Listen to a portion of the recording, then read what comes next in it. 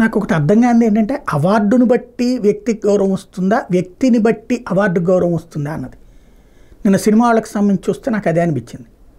Filmfare award, నాకు తెలిసి Filmfare అవార్డులు అంటే చాలా గొప్ప అవార్డులే. ఇప్పుడు ఏదైనా ఒక ఏ ట్రస్ట్ తరపున అవార్డులోనైనా ఏ చిరంజీవికో, ఏ పవన్ కళ్యాణ్కో, లేకపోతే కనుక ఏ మహేష్ బాబుకో ఇట్లాంటి వాళ్ళకి వస్తే ఏం చేస్తారు, ఫ్రంట్ పేజీ బ్యానర్ హెడ్డింగ్లో లేకపోతే పెద్ద హెడ్డింగ్లో పెట్టి ఫ్రంట్ పేజీలో వేసి వాళ్ళని హైలైట్ చేస్తారు. మన తెలుగు వాళ్ళకి కాబట్టి చేసామంటారు, వెరీ గుడ్. మరి తాజాగా ఫిలింఫేర్ అవార్డులు నాని హీరోగా, కీర్తి సురేష్ హీరోయిన్గా దసరా సినిమాకి వచ్చింది. అలాగే బలగం సినిమాకి అవార్డు వచ్చింది, బేబీ సినిమాకి అవార్డు వచ్చింది.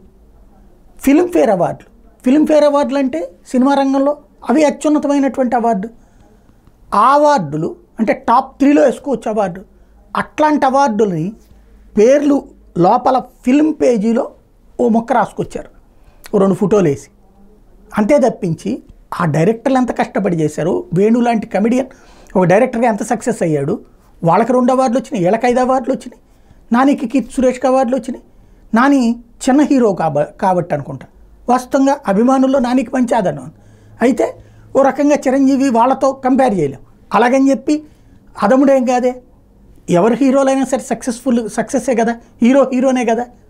బట్ అతనికి అవార్డు వస్తే చిత్ర పేజీలోకి సరిపోతుందా? ఇది మనం సరైనటువంటి అంటే అవార్డుని బట్టి పోనీ అవార్డు ఏమైనా చిన్నది కాబట్టి లోపల పేజీల్లో వేశారా, లేదా హీరో చిన్నవాడు కాబట్టి లోపల పేజీలో వేశారా? గౌరవం అనేది అవార్డును నాకు తెలిసి పెద్ద అవార్డు కాబట్టి హైలైట్ చేయాలి. అవార్డు అట్లాంటిది మన తెలుగువాడికి వచ్చింది, ఇట్లాగ నానికి వచ్చిందని బట్ లోపల పేజీలకి పరిమితం అవ్వడం అంటే మరి మనం ఎడిగిపోతున్నాం అర్థం కావట్లేదు.